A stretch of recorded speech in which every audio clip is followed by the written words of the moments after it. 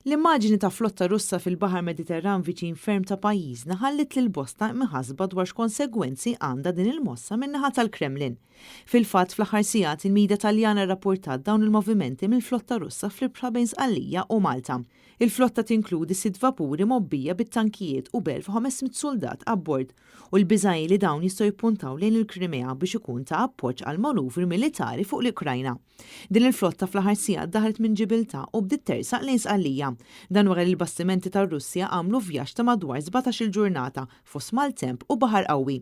Fl-istess waqt kien hemm ukoll movimenti flajru minn ajruplani Amerikani.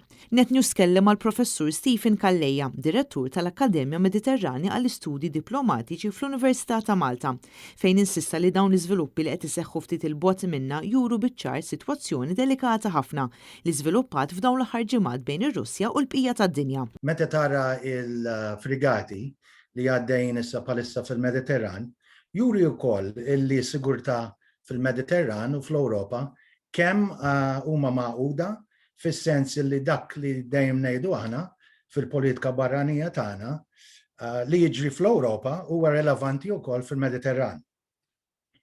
U f'daqqa waħda qed insibu illi tensjoni illi dejjem qed tikber ġewwa l-Ukraine ukoll għandha konsegwenzi kbar mhux biss għall-kontinent tal-Ewropa ma l-bqija tal-Mediterran ukoll. Jikkummenta wkoll il-lecturer fl-Istitut tal-Istudji Ewropej Andrea Da Battista. Jaf ikun hemm riperkussjonijiet ekonomiċi, jaf ikun hemm riperkussjoni ta' sigurtà ta' prezzijiet tal-enerġija, jaf ikun hemm insigurtà fil-Mediterran, jaf ikun hemm dawn iċ-ċaqliq ta' bastimenti, dawn huma kollha affarijiet li jħolqu l-livell ta' insigurtà. Allura l-effetti li tħoss Malta jistgħu jkunu ekonomiċi, jistgħu imma wkoll ikunu manki jirrikjedu bidla fil-politika barranija, jirrikjedu wkoll risposti fil-politika barranija ta' Malta u anki ġifieri ovvjament